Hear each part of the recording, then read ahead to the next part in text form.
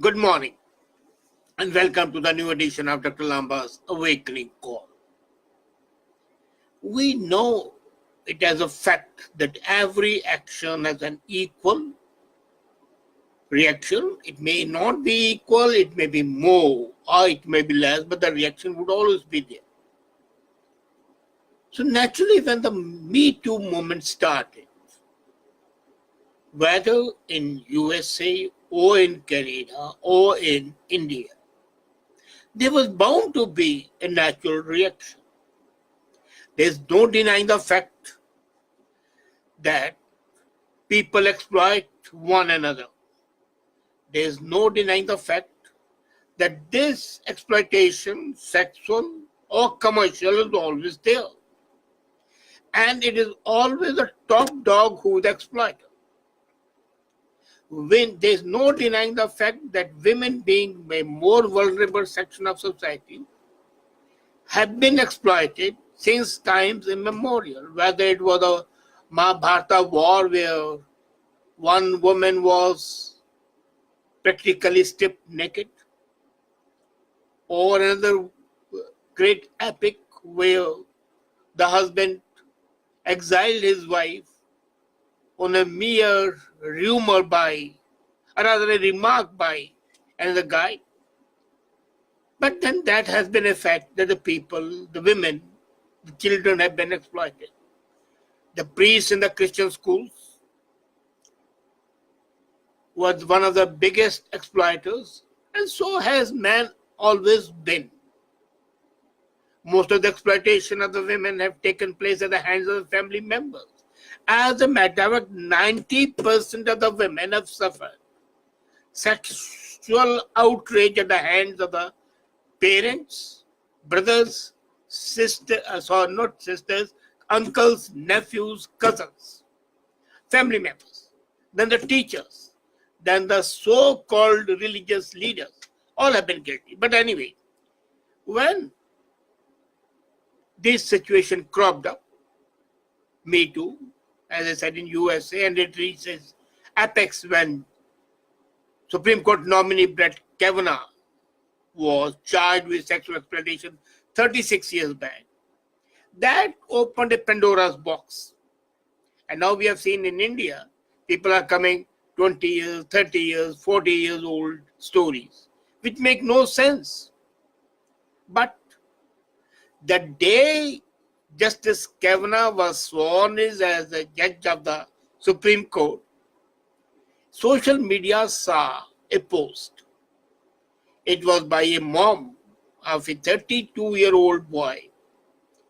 It's misnomer to call him a boy. He's a man, 32 years old, is an adult, mature, almost middle-aged man. So his mother, the name of that guy is Peter Moore Hansen. She posted and compared the plight of her son with that of Justice Kavanaugh. And he said that her son, 32-year-old, is suffering the same way, and he refuses to go on a date with a girl because he is afraid of the false accusation charges by radical feminists with an axe to grind. One attorney, Andrew Miltenberg, told press agency AFP that men have a rational basis for being afraid. And he says that he has defended hundreds of young men from allegations of sexual abuse, most of them arising in university setting. Naturally, a notion has taken place that's dangerous to be an American man in Me Too era. We have read novels where we have seen that the CEOs, if they happen to be women, sexually exploit their juniors. So is there a rational basis for this? That the men are the real victims? Either as the targets of the Me Too movement or being the victims of sexual persecution or sexual exploitation by women. Mike Pence, the the Vice President of USA, now refuses to meet any women until and unless his wife is present. Many people have started adopting the practice of meeting female clients or junior employees with the gates open. When the employee comes in to talk to the boss, the gate is open so that nobody can charge the boss. And this Peter Henson's mom's post started a new movement. It was a point counterpoint. So me too became him too. And then, Peter Henson is a naval officer. So she posted his picture with an angelic smile in his white, crisp Navy uniform. And then, the result was hundreds and thousands of the memes started coming up. Most of them telling their own tale of exploitation by the teachers, the female teachers. And we have seen some female teachers being sent to jail for sexually exploiting their children. So it's a fact that sometimes people do things which hurt others and they don't realize it. And Peter Henson himself says that he supports Me Too, Him Too movement. At the same time, he also supports Me Too because he believes women. So now there are 3 hashtags going on: Me Too, Believe Women, and Him Too. And in a series of TV appearances, this young man very clearly said that he has been exploited is scary. And when President Trump said it's a scary time for young men of America, whether they can be guilty or not is something different, but they can also be charged with being guilty. So, men as victim is coming up in a big way. And Peter Henson's mother did not invent the hashtag Him Too, which gained steam. Actually, this was because of the hundreds of the people coming up with their stories. And the social psychologist at the Washington State University said that when men perceive that if women gain, men lose. So it's a cultural war which is taking place. It's a new shade of the gender conflict now. Him Too versus Me Too. Men versus women. So we are in a very frightening time when the gender conflict is reaching those heights which normally people don't have. So it's a frightening time. Men's fear have a rational base. As I said earlier, as per the attorney. And the US study has found that most of the false accusations are rare.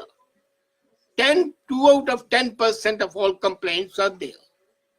And 1 rape victim in 10 is a man. So if 9 women are exploited, 1 male is exploited. There's no denying the fact that male is also a victim. The difference is the degree, the quantity. While the females outnumber men 1 to 10 in this game of exploitation, there is no denying that this exploitation is mutual.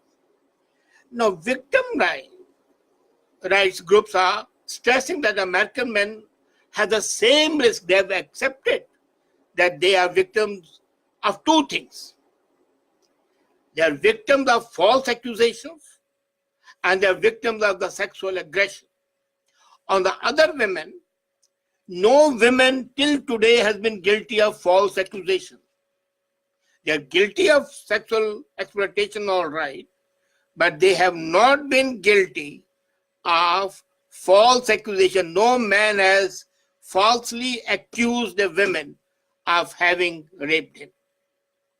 So for a woman to allow the lines to be blurred for non-performance, and non-performance in the work from their bosses or colleagues, and sexual harassment, because this is the major thing, then they do end up weakening the ongoing movement. So the concept of the gender equality is receiving a terrible, terrible blow from this gender warfare. Why? This is because social media plays a major role. One incident posted prompts many others to come into the limelight. Right or wrong is something different.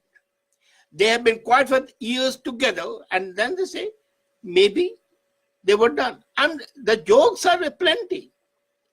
A father is afraid to kiss the forehead of the daughter because maybe after 20 years she says, my father exploited me. So even that purest fraternal love can be transmuted by the apprehensions. She may not do it, but the fear is there.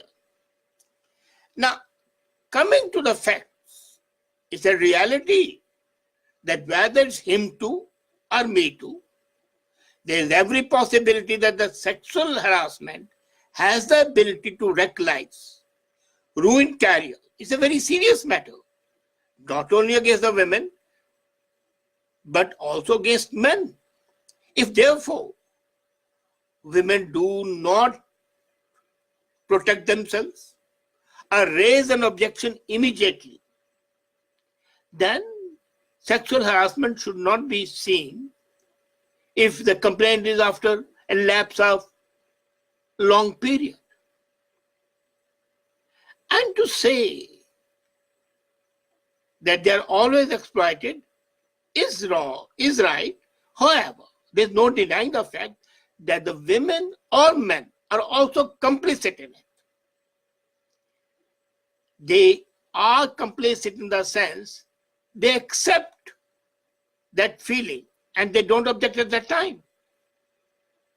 It's very rarely that a woman would object in the beginning, and if she does object, she has higher moral status. Same is about the men.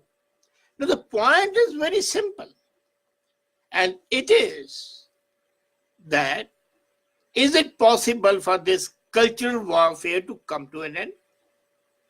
Is it possible to look at the whole issue in a dispassionate manner, considering that sexual exploitation, whether of the male or female, is an abhorrent, hateful, detestable thing, and it should not be there. It goes against the very nature of human dignity. And the gender equality, as I said earlier, receives the biggest blow when him too or me too movements catch the public eye.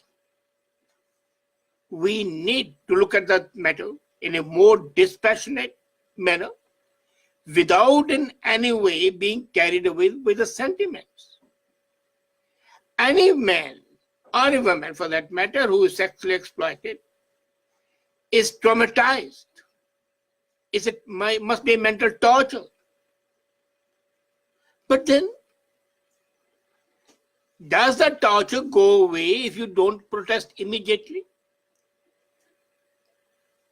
When some people say, well, we remember it. Yes, people remember everything. Why not? It's a part of your life. But if you object to being exploited, you should object right away. And I've seen the cases where women, when they were firmly rejecting the overtures and the advances of the men withdrew. Because they don't want also to create a fracas. They might bluster and they might threaten, but then they realize very well that this can turn into a volcano, spoiling them, their lives, their careers. So it's high time we take a more dispassionate view. And these sexual accusations by the radical feminists come to an end. And one thing more amazing, few years back there was, these rabid feminists were talking about the bra burning, and that died a natural death. Same is going to happen to me too, and him too.